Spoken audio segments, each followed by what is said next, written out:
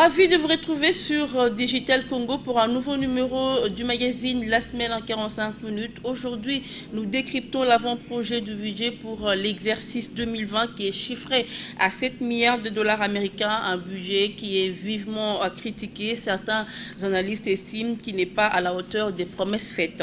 Et pendant ce temps, les enseignants des écoles catholiques à Kinshasa ont déclenché un mouvement de grève 3 semaines après la rentrée des classes. Croisade contre l'impunité et l'impuissance de la justice, le CLC lance un appel à la marche pacifique pour ce 19 octobre. Voilà pour les sujets qui seront débattus au cours de ces 45 minutes. Sur ce plateau, nous recevons Héritier Ngashi du mouvement citoyen dynamique des activistes. Bonjour Héritier. Bonjour madame. Félix Moukoulobundu, bonjour. Bonjour madame Biteta. Vous êtes analyste politique. Et enfin, Junon Kazadi, bonjour. Bonjour madame. Vous êtes de la Ligue de jeunes du parti politique ECD. Oui. Voilà, avec vous, on va devoir décrypter l'actualité de la semaine. Après le Sud Kivu, la ville de Kinshasa aussi connaît le mouvement de grève. Les écoles conventionnées catholiques ont déclenché un mouvement de grève depuis mardi. Alors, Héritier Ngashi, cette grève ne prouve-t-elle pas que la gratuité de l'enseignement n'a pas été bien planifiée?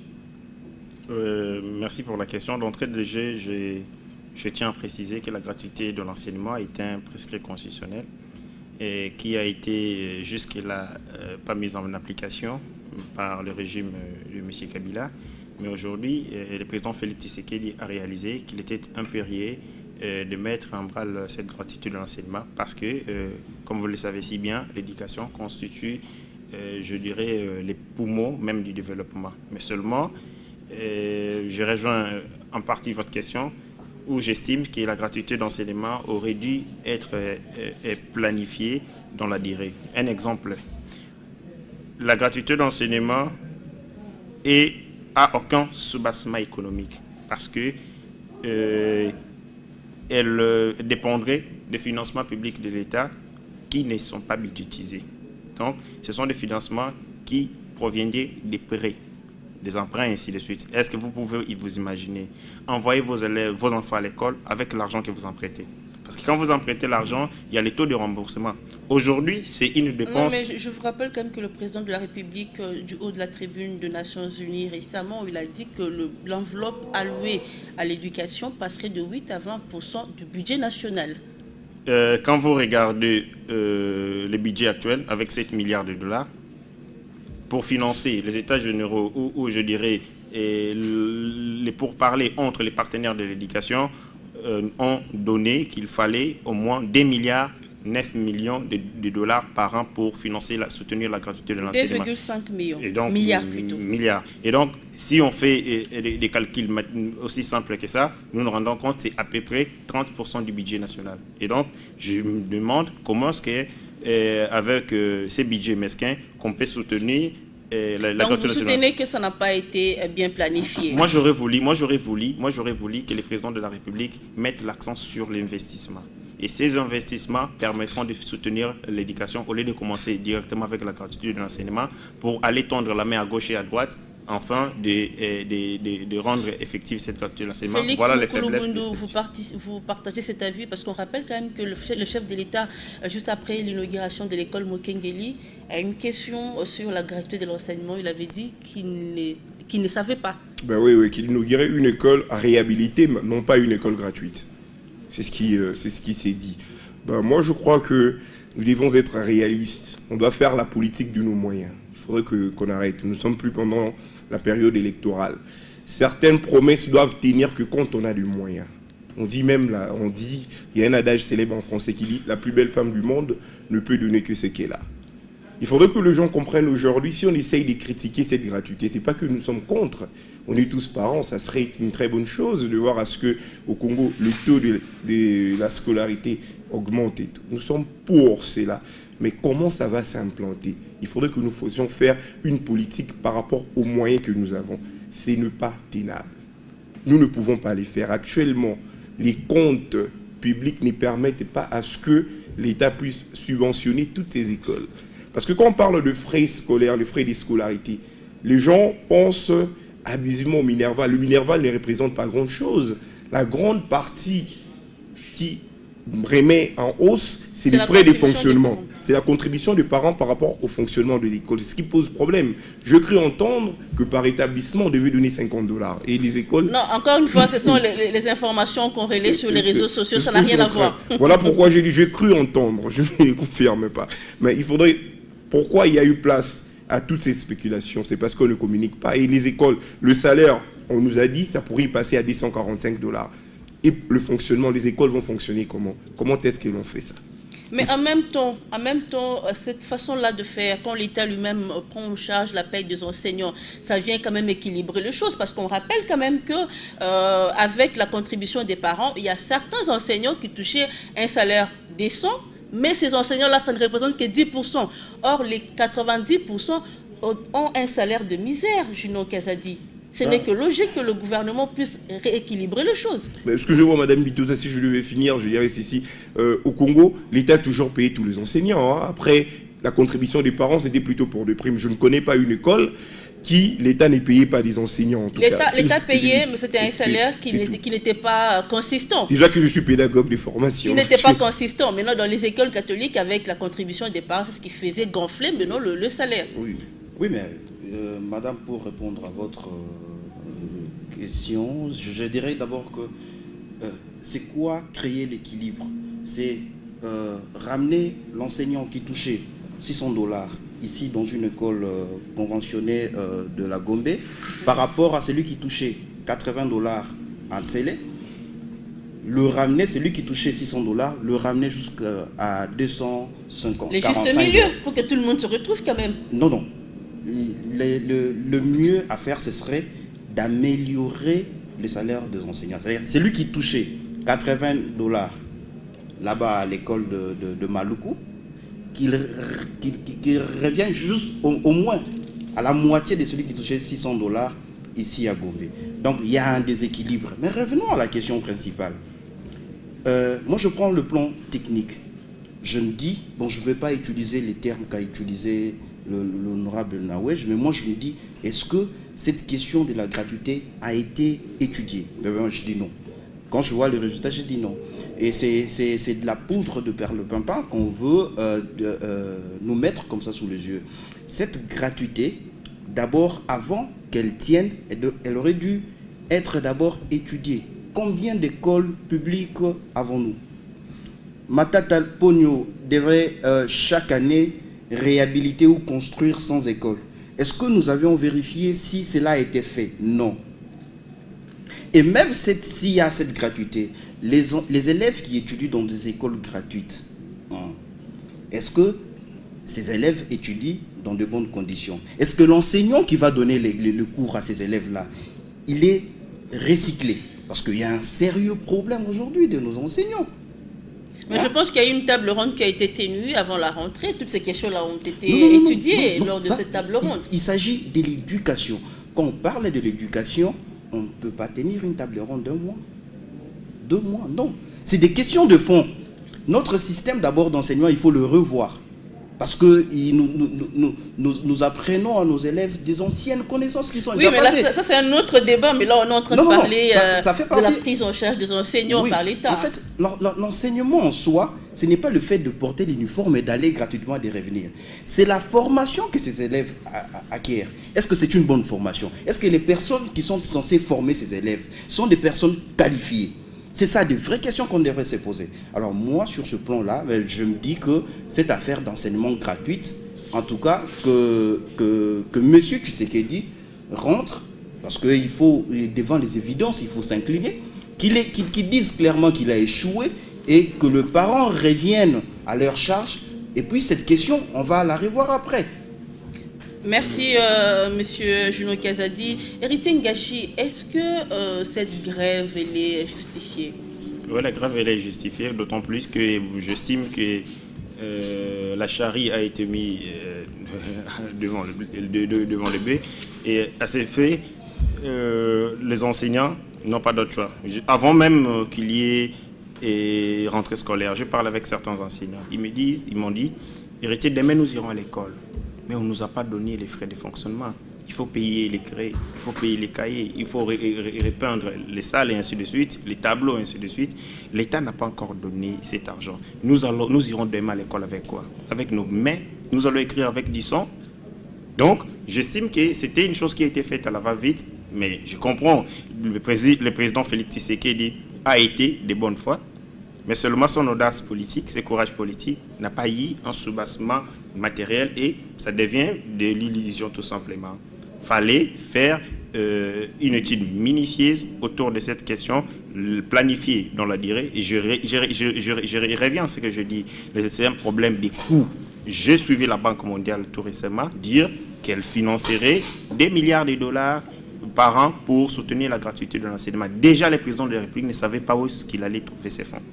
Et donc, il était animé de bonne foi, mais une bonne foi qui n'avait pas de soubassement. Mais on commence toujours quelque part. Non, ce que je trouve intéressant dans tout ça, c'est cette volonté politique de mettre en exécution cette disposition constitutionnelle. Mais maintenant, tout ce qui va avec, il y a les problèmes de grève, ainsi de suite, nous devons le considérer comme des obstacles de parcours pour étudier à fond cette question et enfin d'aller de l'avant. Félix Mokolo-Boundou, est-ce que ce n'est pas quand même de la mauvaise foi de la part des enseignants quand on sait que l'État n'a pas refusé de payer cet argent-là, mais il le fait graduellement?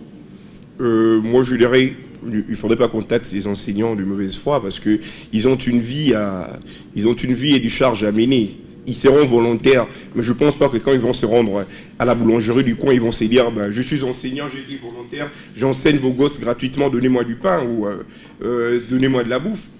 Il faudrait que le salaire puisse suivre. C'est ce que je suis en train de dire. Tantôt, mon frère a parlé du courage. Moi, je pense que le courage que nos politiciens doivent avoir, c'est de dire des choses que nous pouvons ou nous ne pouvons pas. Le mal, c'est que pendant la campagne électorale, nous avons évité les débats du fond. Moi, j'avais déjà eu à attaquer le programme du cash. Quand il nous parlait du budget, je crois, du 100 milliards ou 80 milliards, si je ne me trompe, sur le 10 ans, et d'une croissance, surtout de la croissance économique des 25% là, je me disais que c'était impossible. Économiquement, c'est impossible à faire. Même la Chine, qui est la première puissance mondiale économique, n'a jamais eu à les faire, n'est pas arrivé. Encore moins les États-Unis. Aucun pays au monde qui fait aujourd'hui 25% de croissance. Il fallait qu'on puisse nous expliquer. Aujourd'hui, il y a des problèmes déjà des tractations, il y a des problèmes autour du budget. Il faudrait qu'on pose la question, le fameux 25% de croissance lent qu'on nous a promis, elle est où? Il faudrait qu'on ait le courage de dire aux gens que non, je promis. Mais suite à ce que je trouvais dans les caisses... Félix Mokolo-Boundou, vous êtes pessimiste? Non, je ne suis pas pessimiste, je suis réaliste. Il faudrait du réalisme. Il faudrait qu'à un certain moment, qu'on arrête de se comporter comme les fidèles des églises évangéliques. Croire au miracle. Quand on gère l'État, il n'y a pas de miracle à faire. L'économie, c'est la rationalité. Nous ne pouvons pas miser tout sur la providence. Il faudrait que nous puissions être rationnels. Il y a des décisions à prendre, il y a des réformes à faire. Le courage consisterait à dire, vu l'État que nous avons trouvé les pays, et à monsieur, au président de la République, Félix Tshisekedi Tshilombo, on excuserait. Moi, je me souviens de l'interview qu'il a donnée sur les antennes du Top Congo pour dire qu'il n'a jamais été président de la République avant, il ne sait pas quand il sera là, il va savoir. Il n'a qu'à dire, c'est vrai, l'IDPS a passé plus de temps dans l'opposition, ils n'ont pas pu gérer pendant longtemps, ils ne savent pas comment les affaires, gérer l'État se trouvent. Il fallait qu'ils disent, par rapport aux réalités que nous avons trouvées, quand nous étions à l'opposition, on croyait que c'était facile. Mais arriver ici, au pouvoir, les réalités nous rattrapent. Ce que nous avons trouvé, on a besoin du temps pour le mettre. Ou non pas de lancer une mesure et de ne pas être capable de l'assumer. Voilà. Je souligne qu'on est rejoint sur ce plateau par M. Jeannot Lompépé, qui est du FCC. Bonjour. Bonjour, madame. Bienvenue à vous. Merci. Voilà, on est en train de parler de la grève déclenchée par les écoles catholiques à Kinshasa. Après la ville de Bukavu, c'est la ville de Kinshasa qui est paralysée par la grève. Elle est justifiée, d'après vous, cette grève des enseignants? Bon, merci beaucoup, madame. J'aimerais d'abord aussi préciser par rapport à la présentation. Je crois que je suis du FCC, mais proche du coordonnateur Némi Moulania. Je dirige une structure d'où il est l'initiateur. Moi, je crois que pour revenir à votre question concernant sur la grève des enseignants, je crois que cette question a posé tellement de problèmes. Parce que nous, à notre niveau, nous pensons qu'il y a peut-être une question de populisme. Les chefs de l'État ne pouvaient pas aller directement à annoncer cette gratuité-là. Étant donné que non, il fallait procéder avec d'autres mesures, dès le départ déjà, comprendre à la fin et les conséquences. Et aujourd'hui, à cause des précipitations, les chercheurs avoir quand même une popularité. Et aujourd'hui, nous sommes quand même tombés dans le cas de départ. Voilà pourquoi, de gauche à droite, il y a beaucoup de grèves. Et nous pensons que d'ici là, en tout cas, le gouvernement aujourd'hui a conseil des ministres. Et cette question-là sera pensée peut-être autour des conseils des ministres pour chercher moyen à dégager des solutions idéales. Donc pour nous, il fallait faire ça graduellement et vu des précipitations. Aujourd'hui, nous sommes tombés dans les pièges. Donc nous souhaiterons que le gouvernement fasse les efforts. Avec le concours, nos députés du FCC pouvaient quand même faire quelque chose quant à ça. Voilà. Alors la solution à tous ces problèmes, c'est un budget réaliste qui doit répondre à tous ces problèmes. Alors, mais selon certaines informations, les budgets, l'avant-projet du budget pour l'exercice 2020 serait chiffré à 7 milliards. Juno Kazadi, c'est un budget qui va répondre, qui rencontre les promesses faites. Non, mais je dois d'abord préciser que c'est un budget de la honte. C'est vraiment un budget de la honte. Mais je souligne quand même que c'est un budget qui est revu à la hausse par rapport au budget précédent. Non, non. Quand on parle de budget, on ne dit pas qu'on a ces fonds-là. Il faut les mobiliser, il faut travailler. Justement, ce sont des prévisions. Oui, ce sont des prévisions. Mais à voir déjà l'allure où vont les choses, déjà qu'ils doivent nous dire où sont passés nos 15 millions, on ne nous dit pas. Et qu'est-ce qui prouve qu'ils seront en mesure de mobiliser ces budgets-là? Parce que je précise, pour atteindre ces 7 milliards-là, il faut que la corruption soit sanctionnée. Parce que nous avons des fuites de fonds. Alors, d'abord, c'est un budget de la honte. Ça, c'est un. De deux, ces budgets, ces projets de budget, il est mort avant même de sortir. Vous avez vu comment est-ce que les parlementaires ont réagi. Certains parlementaires ont réagi. Donc c'est un budget de la honte. Et puis, M. Tshisekedi, quand même, il nous a promis un budget de 86 milliards. Étalé sur 10 ans, M. Juno Kazadi. En raison, quand on fait la moyenne. Non, en raison de 8 milliards, 6 par an. Et là, il n'est pas loin. Non. Ici, en politique, n'est pas être loin ou être proche. Non. Ici, c'est réaliser ce qu'on a promis. Sinon, c'est de la démagogie.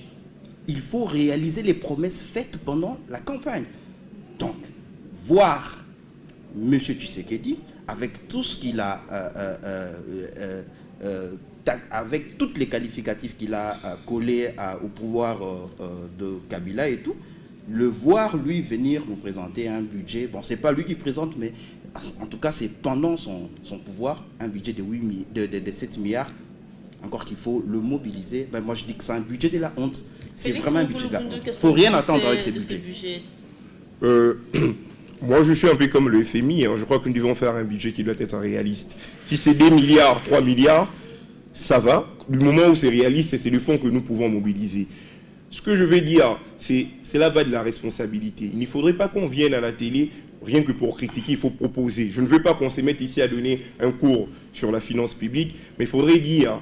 Quand on dit que c'est un budget de la honte, c'est vrai, il ne faudrait pas qu'on fasse du populisme. Aujourd'hui, on peut passer, on dit qu'on a un budget de 60 milliards, mais il faudrait les mobiliser pour faire plaisir aux gens.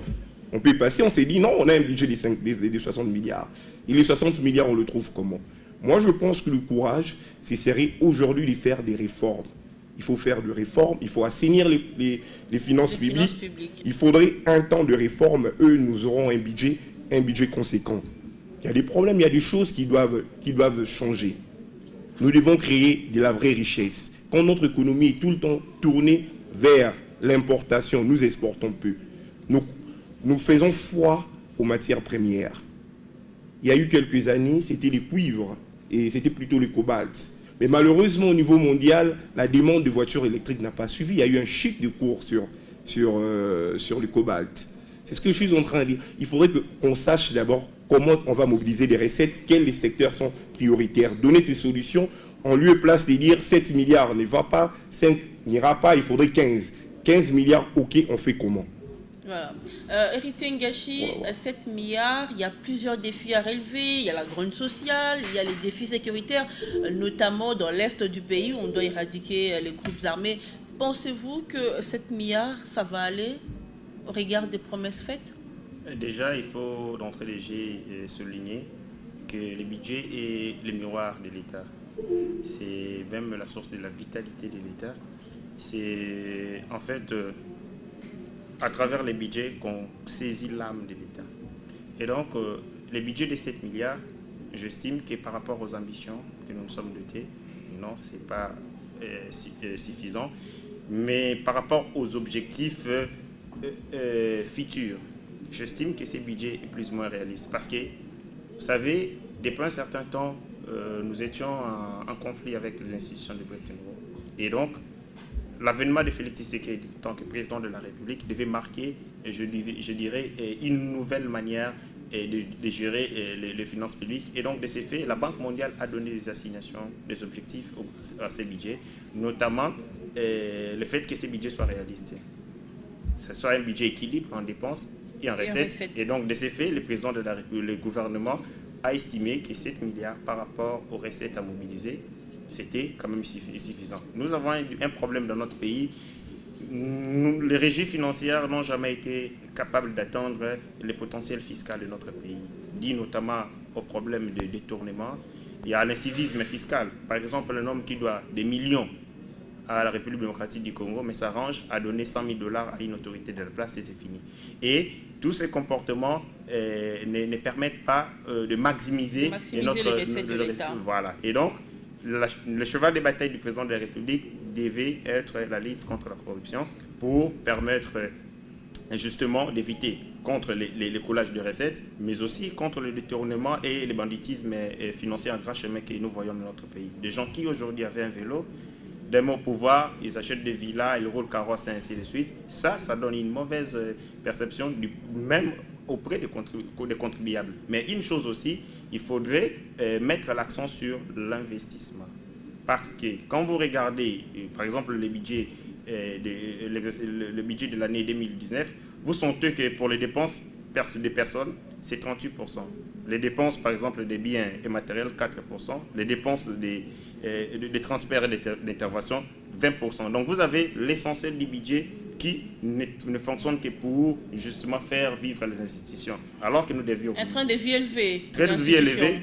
Par exemple, je peux évoquer les cas avec 66 membres du gouvernement, les indemnités de sortie de ceux qui étaient démissionnaires, de ceux qui devaient entrer, les frais d'installation ici, vous voyez que les trains de vie des institutions prend la grande majorité cher à la République. Voilà pourquoi. Le voyage du président de la République. Non, je ne me mets pas sur ces terrains-là.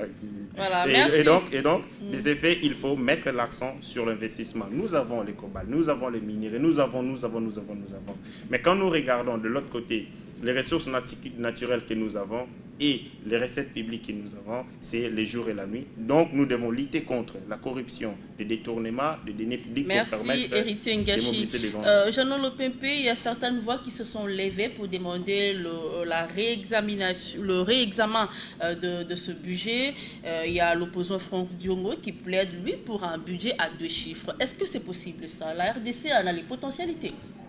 Oui, c'est possible, madame, mais moi je crois que ça, c'est l'opinion de Franck Diongo. Et le budget présenté par le Premier ministre au Conseil du gouvernement, c'est un budget de coalition. Je vous rappelle que nous sommes dans une coalition entre FCC et CASH. Moi je crois que dès lors que nous, au niveau du Conseil des ministres, ce budget a été déjà levé option et le gouvernement a décidé de présenter cela, il n'y a pas question de chercher moyen quand même à critiquer cela. Mais rien n'empêche parce que... On ne critique pas, mais on émet un avis par rapport aux promesses qui ont été faites et on regarde le budget. Est-ce que ça va correspondre? C'est ça, au fait? Mais certainement, madame. Il est vrai que les chefs de l'État, quand même, il avait beaucoup promis par rapport à ces budgets.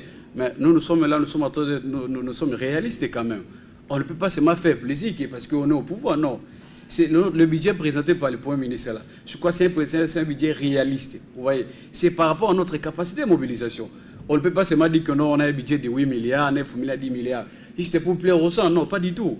Vous voyez, c'est un gouvernement responsable et c'est un gouvernement de coalition. D'où il y a quand même, il y a FCC Cash. Donc, on peut présenter que c'est que le gouvernement qu'on peut mobiliser. Mais pourtant, la RDC peut mobiliser plus. Je vous rappelle, oui, certainement, madame. Je vous rappelle qu'à son temps, Luzo Lobambi, conseiller de l'ancien président de la République, a fait voir qu'il y avait beaucoup d'argent, des milliers de dollars américains qui échappaient au fisc congolais. Ça veut dire que la RDC est capable de mobiliser plus. Oui, bien sûr, on ne disconvient pas, madame. Oui, ça c'était Luzo.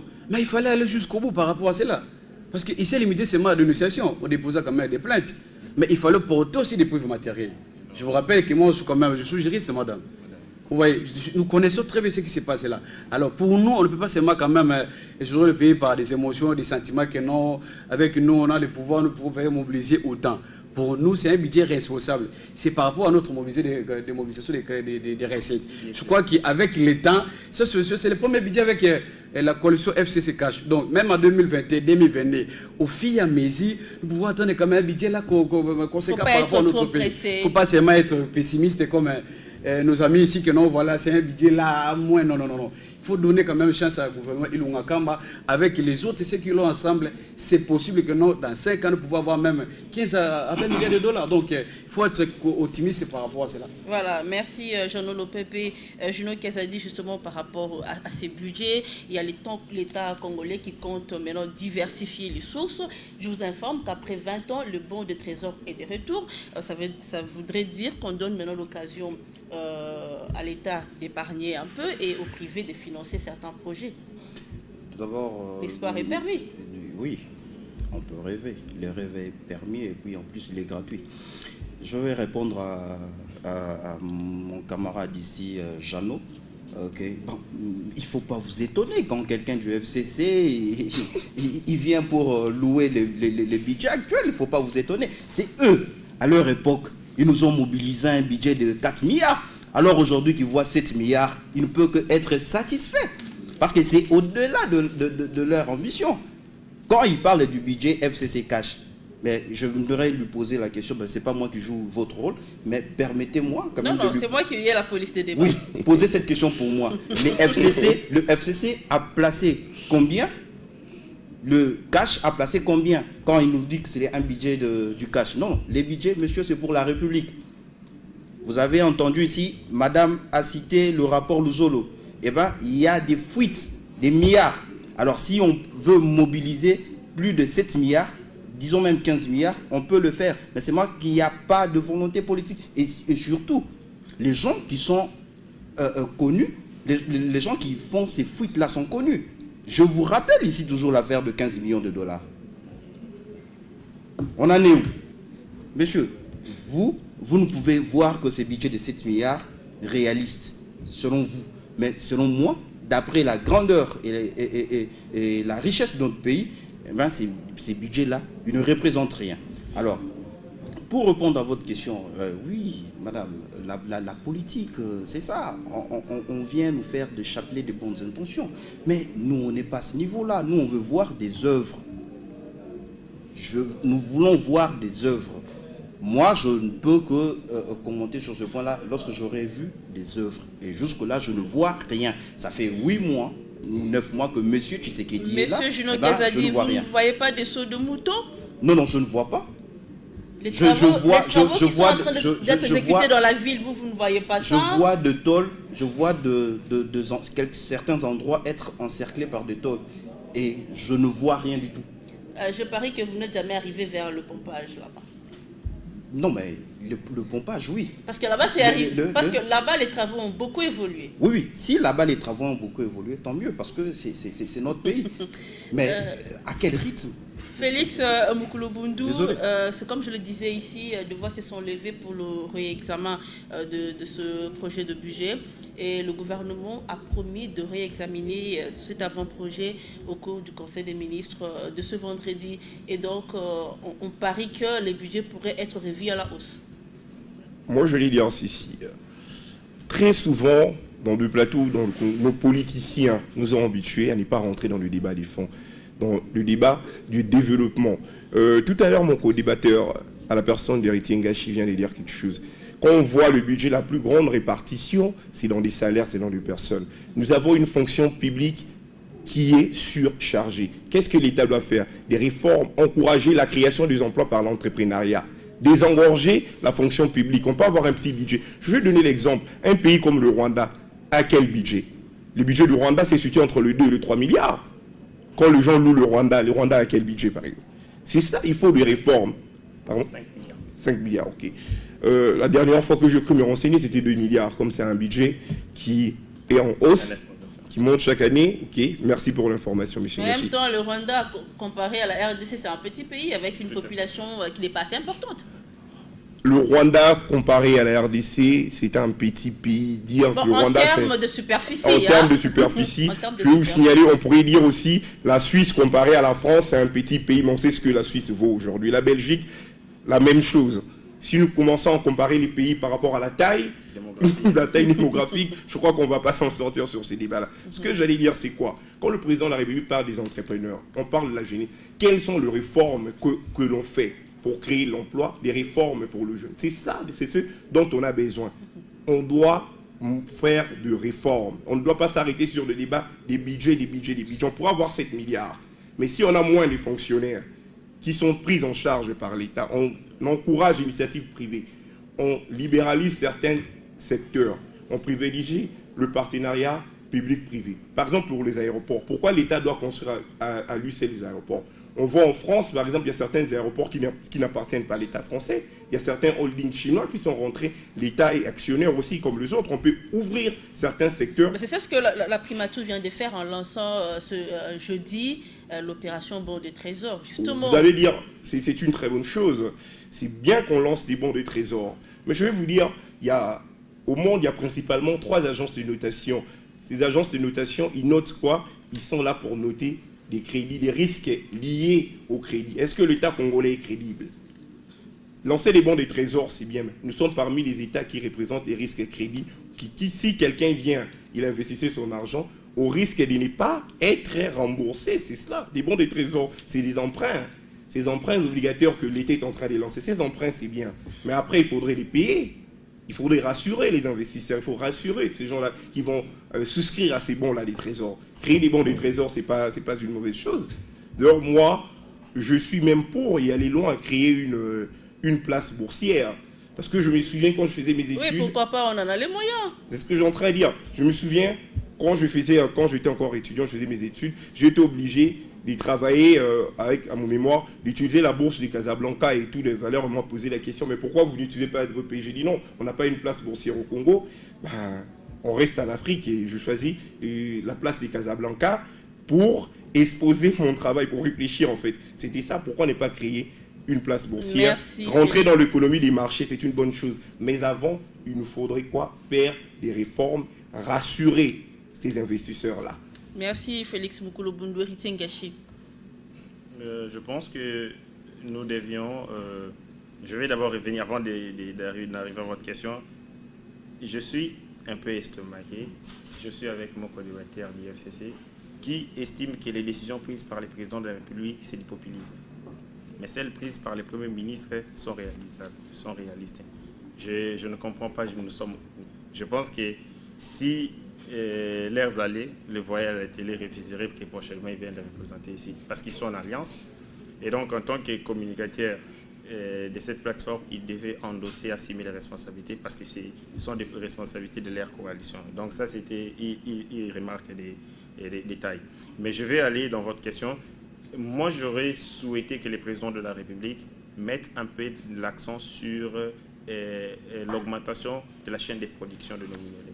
Par exemple, ça nous permettrait d'avoir des incidences sur notre économie. Il y aura des emplois directs et des emplois indirects sur cette question. Mais aussi, il y a une deuxième proposition. Nous sommes en train d'y travailler avec des amis. Bientôt, nous allons la soumettre au gouvernement sur la réforme du FPI. L'FPI ne sert à rien. Comment ça, le FPI ne sert à rien? En fait, je dirais c'est une caisse de musiquiers où les gens se partagent. On a vu le FPI pendant le programme de Sonjo lancé par le chef de l'État. Vous dites pendant les programmes de Sonjo. Nous avons des rapports du FPI où on nous montre clairement que le financement que l'FPI accordait, les prêts qu'il accordait aux particuliers, étaient liés à beaucoup de controverses. Notamment, il y a eu de la complaisance. Le FPI donnait de l'argent qu'aux politiciens. Et les politiciens, pas pour qu'ils investissent, mais pour qu'ils créent des ponts, certains pour qu'ils déposent candidature, et ainsi de suite. Moi, je pense que nous devions, si nous voulons soutenir, si nous voulons, nous prenons le développement, nous devons avoir un outil économique pour soutenir ces développements. Et nous devons mettre... Je ne suis pas l'avocat du FPI, mais je vous signale quand même qu'on a assisté à de gel des avoirs. On a vu le FPI saisir certains biens parce qu'on n'a pas... Fallait qu'on tape sur le FPI comme un cheval pour qu'ils prennent conscience. Et donc, jusque-là, on estime la pression qui a monté sur le FPI, notamment nous, qui en sommes les auteurs, a fait que les FPI tentent de faire quelques actions, quelques simulacres de procès pour calmer la pression. Nous devons faire... Les FPI, par rapport au FPI, je m'aimerais réagir. Je ai travaillé au ministère de l'Industrie du moment où... M. Germain Kambing a été ministre. Malheureusement, on n'a pas eu à mener des réformes jusqu'au bout. Nous avons réfléchi sur la transformation des FPI en une banque d'investissement public, en fait. Voilà. Mais malheureusement, on n'a pas eu le temps de mettre cela en place et tout. Je voulais, madame, juste placer un mot par rapport à cela. On vous a fait une remarque de taille. Oui, je vais revenir après, madame. Mais par rapport à la question des FPI, je crois que peut-être héritier... Il n'a pas vraiment assez des informations par rapport à cela.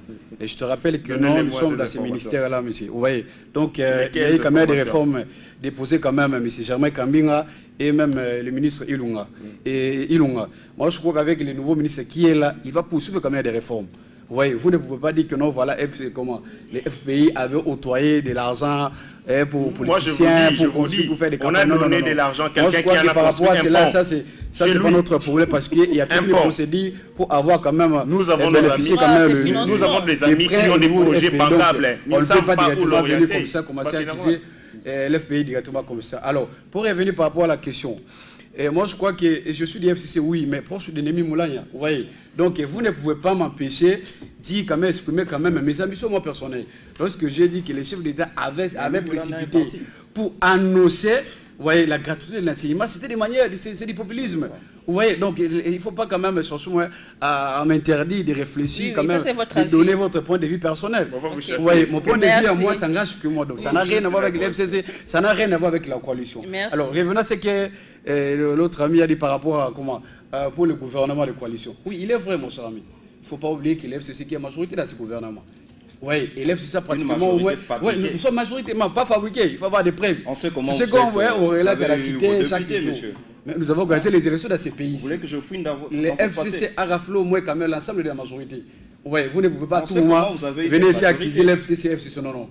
Moi, je crois que nous avons l'intérêt de protéger le gouvernement. Et avec ces budgets-là, ça peut faire quelque chose, madame.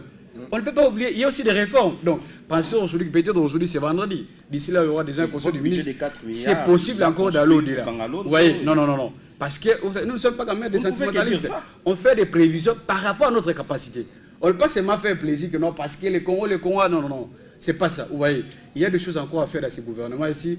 Donnons quand même chance à notre gouvernement et nous pouvons aller plus loin. Au lieu de rester à critiquer.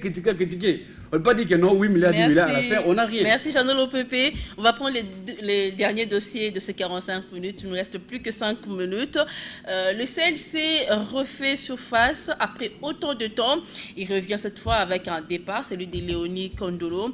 Le CLC qui projette une marche le 19 octobre prochain. Est-ce que c'est opportun, Félix Moukoulou-Boundou? La marche doit porter sur quoi, lui CLC? Parce que le CLC veut lancer une campagne contre la corruption. C'est louable. Hein. Moi, je crois que la liberté d'expression et des manifestations, c'est un droit constitutionnel. Les CLC est dans son droit. S'ils veulent marcher, ils veulent réclamer quelque chose. Mais je suis tout à l'heure un tout petit peu mal à l'aise avec mon camarade du FCC, qui est tout le temps en train de rappeler les proches de Némi Moulania, proches de Némi Moulania. Moi, je pense que quand nous sommes en train de passer le peuple, aujourd'hui, nos concitoyens attendent beaucoup de nous. Soyez plutôt proches de ces peuples et de la misère de ces gens-là. Ne vous arrêtez pas à aller à Kingakati, à fréquenter M. Némi Moulania, fréquenter aussi ces vrais peuples. Le souci qu'ont les gens du changement, c'est cela. Parce que c'est scandaleux à ce qu'on passe sur une émission en télévision, on ne cite que le nom d'une personne et tout ça. Qu'on ne ramène pas des idées, on reste et on récite des choses comme si on récitait des mantras et tout. À la télé, c'est pas du tout constructive. Et ça serait votre mot de la fin. Ok, merci. Juno Kazadi, Que pensez-vous de l'initiative du CLC? Est-ce qu'aujourd'hui le CLC a même sa raison d'être? Parce qu'on sait qu'à l'époque, le CLC militait contre un troisième mandat. Mais voilà, leur combat, on va dire, ça payait. Est-ce qu'aujourd'hui, ça en vaut encore la peine aujourd'hui? Non, mais dire d'abord que le CLC s'est posé déjà la question de savoir si le CLC a sa raison d'être ou pas, c'est réduire ou chercher à museler, n'est-ce pas, l'expression de la liberté. Alors, le CLC, oui, n'oublions pas ce que le CLC a fait dans ce pays. N'ayons pas la mémoire courte comme les autres qui disent maintenant qu'ils ne peuvent pas fouiner dans le passé, alors qu'ils chantaient chaque fois quand ils étaient dans l'opposition, une fois là-bas, nous allons rendre justice. Aujourd'hui, ils nous disent qu'ils ne peuvent pas fouiner dans le passé. C'est malheureux. Le CLC, nous soutenons son combat. Moi, personnellement, je serai là. Mais vous, naturellement, hein? Non, je dis personnellement. Personnellement. Ce n'est pas aujourd'hui parce que il y a eu ce semblant d'alternance que les choses ont changé. Non. Aujourd'hui, l'ombre de Kabila plane encore. Nous avons des gens comme Jeannot qui viennent nous dire ici, il est proche de Némi Moula. Est-ce que le Némi Moula, son nom là, sonne bien dans les oreilles des Congolais? Non, ce sont des gens... Peut-être pour vos oreilles, il ne faut pas parler à la place des autres Congolais. Non, moi, je parle de Congolais qui sont avec moi. Le nom de Némi Moula ne sonne pas bien dans nos oreilles. Épargnez-nous cette histoire-là. Donc, le CLC est dans son droit le plus légitime de mener des manifestations, des actions lorsque ça ne va pas. Écoutez, la raison de manifestation du CLC est connue. C'est la lutte contre la corruption. Et M. Tshisekedi, il chante chaque jour qu'il mène une lutte contre la corruption. Quoi de plus normal de soutenir le CLC? Dans la marche, la manifestation du CLC, nous devons automatiquement retrouver les partis comme UDPS, UNC. Ce n'est pas seulement notre affaire décidée. Merci, Juno Kazadi. Monsieur Jeannot Lompempe, vous allez soutenir cette marche? C'est juste contre la corruption. Bon, madame, je voudrais d'abord revenir à ce que les camarades ont dit par rapport à cela. Rapidement alors. Cher ami, vous ne pouvez pas quand même interdire quand même à nous de pouvoir aller quand même à Kinakati. Je crois que même vous, si vous pouvez quand même manger la viande du porc, quand même créer votre propre ferme, je crois que vous allez quand même vous aurez les gens pour je serai heureux d'être invité un jour. Si vous m'invitez, je viendrai avec vous si vous m'invitez. Alors lorsque je citais quand même les noms, parce que les messieurs Némi c'est quand même l'FCC. Il ne faut pas oublier que celui le coordonnateur, il y a certaines décisions passent d'abord au niveau de la coordination. Voilà pourquoi je fais l'allusion par rapport à cela. Alors pour revenir question par rapport avec nos amis des comités de coordination, moi je crois que madame c'est inopportun. Comment expliquer aujourd'hui la question déjà saisie par la justice? Vous voyez, et la justice est déjà saisie par le procureur général. Attendons quand même la suite par rapport à ces enquêtes. Comment il se réveille comme ça, dans le il va organiser encore des manifestations. Tout ça, c'est pour chercher comment. Comme l'FC, comme le comité laïque, avait combattu à l'époque Joseph Kabila, et il veut encore revenir sur son combat. Vous voyez, aujourd'hui, je crois que la question de la démarche des comités laïques, aujourd'hui, c'est au niveau de la justice. Attendons quand même les résultats. Si on n'a pas les résultats à ce moment-là, ils peuvent manifester calmement. Héritier Gachi, vous pensez cet avis, il faudrait d'abord attendre les résultats de l'enquête. Moi, je pense que les manifestations politiques n'entravent pas les bons déroulements de la justice. Non. C'est quand même assez aberrant que d'attendre des gens... C'est une manifestation citoyenne. Moi, je parle des manifestations politiques. C'est une revendication politique. Et donc, moi, je pense que cette revendication, cette marche, ne porte pas atteinte au bon déroulement de la justice. Mais tout simplement, je vais faire, une confession ici. Oui. Du temps de Kabila, nous l'avons combattu avec la haine. Avec la haine? Oui. Mais attends, voilà encore voilà une révélation. Ça, c'est une révélation. Attends. Voilà encore une révélation. Vous, le mouvement citoyen. Attends, il va s'expliquer. C'est une révélation, voilà. Son mouvement citoyen, son organisation. Je parle des mots. Pourquoi je le dis? Pourquoi je le dis?